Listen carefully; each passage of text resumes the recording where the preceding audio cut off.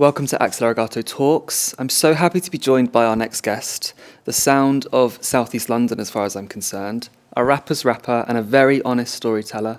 It's ENNY.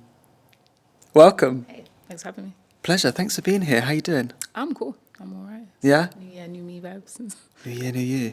Yeah. That's exactly where I wanted to start, actually. Because on my little research I was doing, I came across your Insta post. It was almost like your letter to 2022, the year that's just gone. Oh, yeah. And you said, more shows, more stress, more connections, and more stupid than I've ever been, but at my wisest. How do you feel about the year that's just gone? I feel like 2022 was like a crazy year for me because I'd done like the most I'd ever done, the most traveling, and it just was a very fast-paced environment, and I didn't realize how much of that change I'd have to adapt to until afterwards. And so it was just like being able to like reground myself after everything and just kind of just sit down and be still after.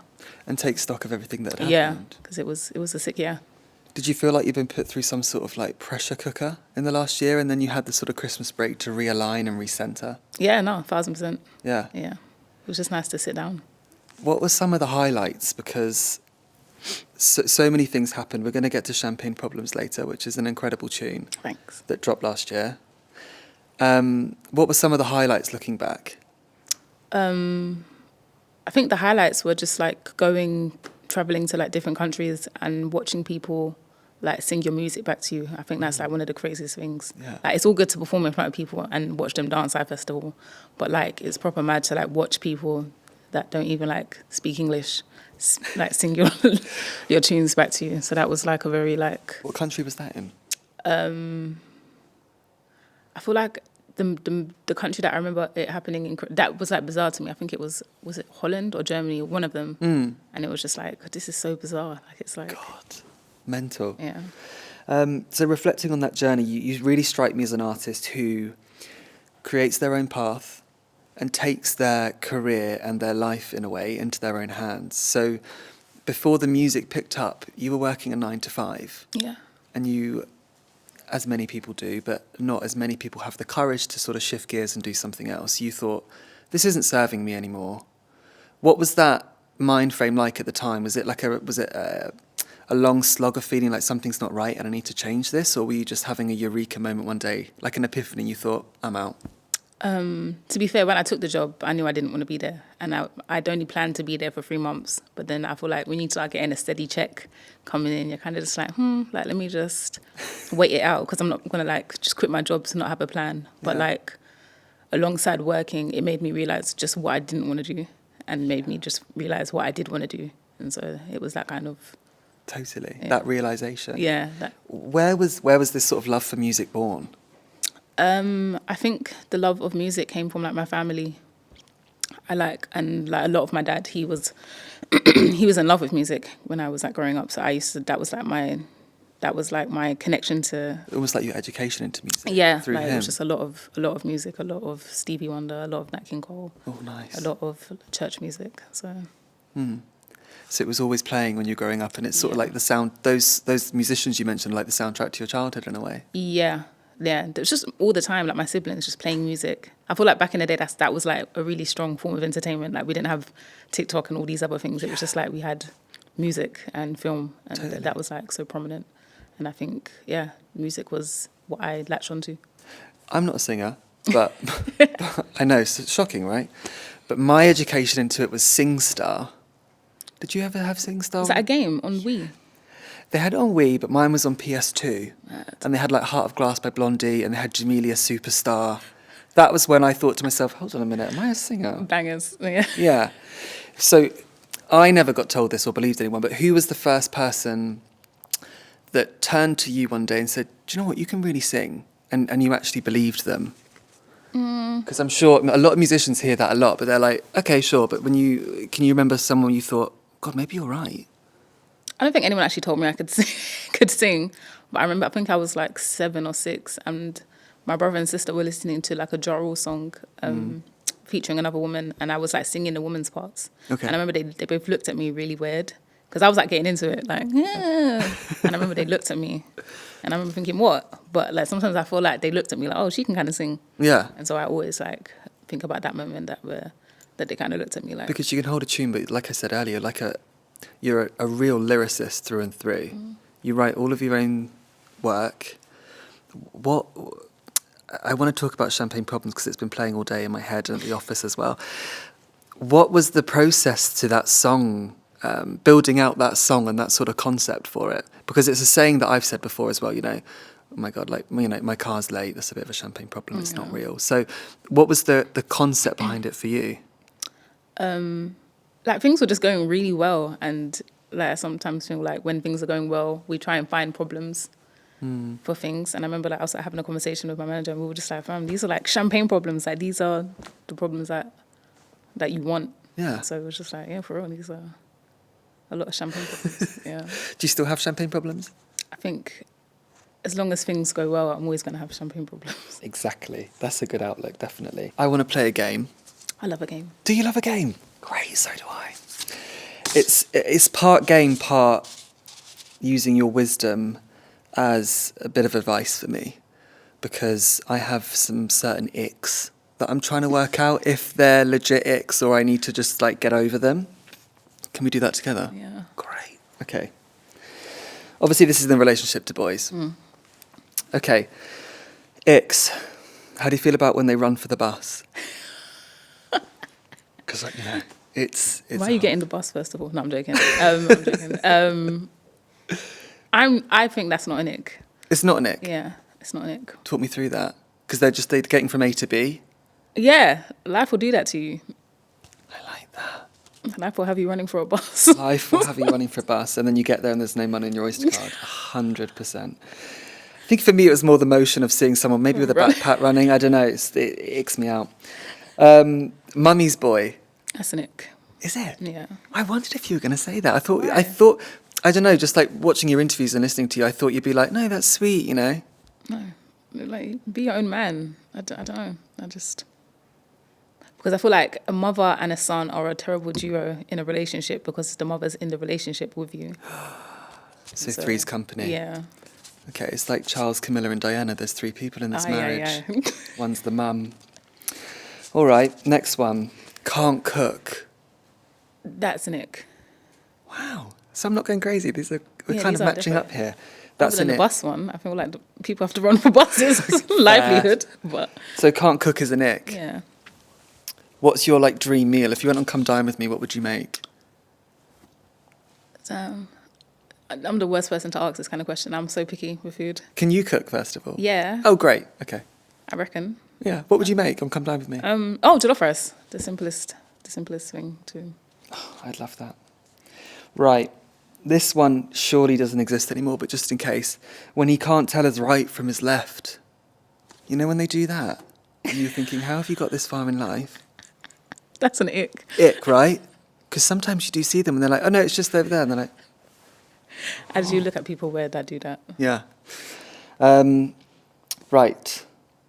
This one gets me quite a lot, and I've actually had to tell people to go on their merry way when they do this too soon, when you're sort of in the dating stage still, when they send you voice note replies when you've texted them. You know when it's been like a couple of hours and they feel bad and they're like, hey babe, like so sorry I haven't got back to you, and you're like, oh no. It's like, I don't think that's an ick. oh. Not an ick. I think it's cute. Is it cute? Mine aren't. You should listen to some of mine. I'll play them after. All right, last one. This is quite good, actually. Pushing on a pool door. Ugh. Right? That's an ick. Yeah. But I do that as you, so I can't. That's an ick to me. Yeah, I know. Okay, back to music and all that good stuff. So I'm glad we got out that way. I feel a bit refreshed, yeah. You grew up in Thamesmead. Yeah. And you still live there now? Yeah. So you're a southeast girl. Yeah. What was it like growing up in Thamesmead? I can't say I've ever been there myself, but how did it prepare you for stepping into the music industry in your own way? Like you're very much your own woman, and we had Eve on this podcast, and she grew up in West Philly. Oh, mad. Philadelphia, but I like saying Philly. Oh. And she was saying how much that prepared her in terms of her feistiness. She was known and called herself a pit bull in a skirt. which I adore. That's gangster. Yeah. So what was Thamesmead like growing up? And, you know, you still reside there now. You've seen it change. You're observing all the different sort of gentrification changes that are happening at like as you're experiencing it.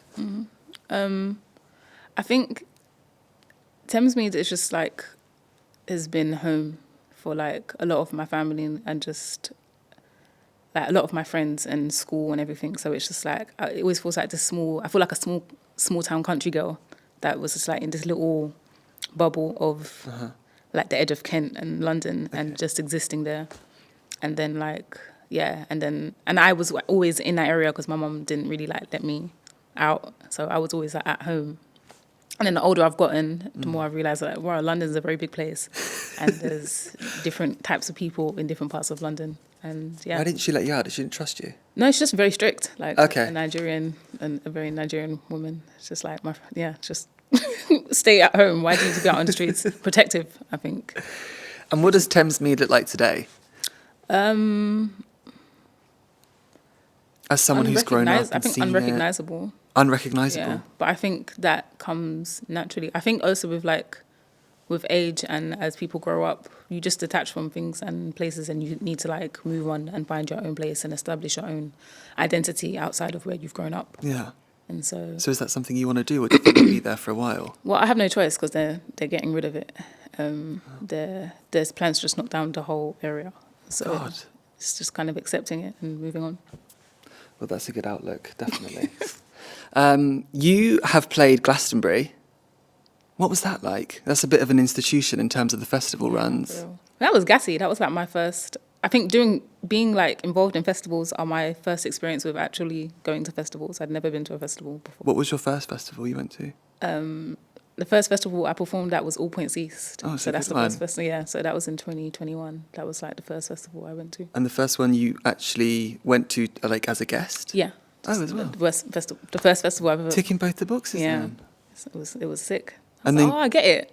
I get the hype. Yeah, I get it. Like I didn't get. And was it very much like the VIP treatment you deserve, where you sort of like pull in, do your set, and be like, "Bye guys, have fun in the mud"? No, I got in there. Oh, you got in there. Yeah. Okay.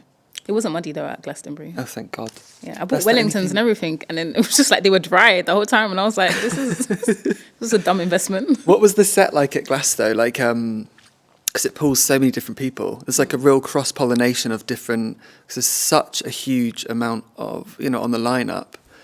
Did you see? Yeah, what was the set like in the performance in terms of the different fans? I was fortunate to do 2 shows, so I did Rum Shack.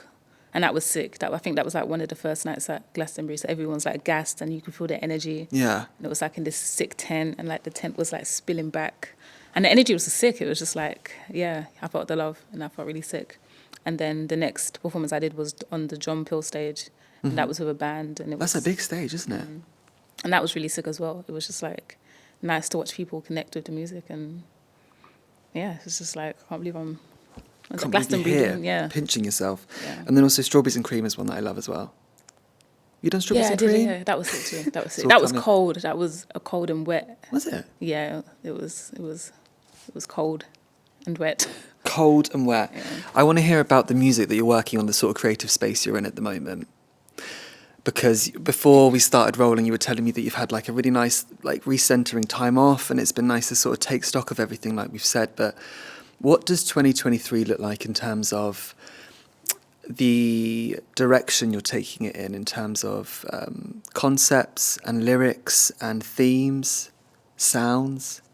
I think also like with what you were saying, last year it felt good to like chill because I'd finally like finished all the music that I wanted to release this year. So it was just like everything it felt like a chapter closing, like, okay. So when I get into this year, I can embark on just whatever this year is going to bring. And so I feel like the new music that is coming is just like it's a pinpoint of life, and it's just self-expression, I think. Self-expression. Yeah, and honesty and truth, which is the things that you really hone. What is the the creation of the music process like? Because obviously it's huge on lyrics, so where do you find yourself that you focus in? You're like, okay, this is a really good space for me to get it all out. Do you have do you have sort of like notes apps and things like that, and you pull it all together? No, I don't really write a lot. I like struggle to write, because if I have nothing to say, I have nothing to say. So you like, tend to freestyle? No. So I have to like wait for a moment that I feel like I'm gonna write, and then or like hear something like a really sick beat, and then I'll be like, alright, cool, I'm gonna write. But yeah. So you like to hear the music first and then... Yeah. Oh, really? Because the music is the emotion. I think like without someone without lyrics on a track, you can still feel very sad or feel in love or feel angry. Yeah. Music already provides that, and I feel like writers are able to provide the context to the production. Totally. That's I mean, I just haven't heard that look before. I mean, I tend to hear people arriving with some sort of storytelling, but it's really interesting that you listen to the beat first. Yeah. I like music. I can tell you like music. Who are you listening to at the moment? Like, if there was a little bit of controversy with the Brits recently because there weren't any female musicians on Artist of the Year in that category. Yeah. What's your viewpoint on that? And secondly, if you were to sort of curate your own lineup, like awards show lineup, who would you be nominating from the UK scene? From the UK scene, I think... What, you want names right now? Because off the back of my head, that's going to be hard. But I will say that I think there's a lot of, especially like in the R&B genre, I think there's a strong R&B genre in the UK that isn't being given the recognition they deserve. And I would love to see that shined upon a lot more, because there's like banging artists like Bella, and you're seeing like people like Flo and like Minelia. There's like all these sick artists, and there's not like a platform that supports that sound that is so popular. Yeah. So I think, yeah. Flo did Cardboard Box, right? Yeah. I love that song. Yeah. It's all over TikTok. Love that song. Do you use TikTok? Yeah. Yeah. A little bit too much? Yeah. So do I. Yeah, you know, I have to go addiction. through... I have to go through stages where I don't have it on my phone at all, because it will just follow me and haunt me. But then you lose your drafts, and I don't want to look. There was a time I deleted it, and then I lost all my drafts, and I was like, okay, yeah. You've got to start from scratch. Yeah, so I thought, can't delete it. I need to keep my drafts. I don't know. God. But I'm going to have to post this video. What's your viewpoint in terms of, because the industry is changing at such a crazy speed in terms of like promo cycles and how artists get their work out there and like engage with their communities, and TikTok has become a huge platform for that. What's your relation to it other than being a user yourself? I think, I use TikTok to promote music, because it's a good platform to do that.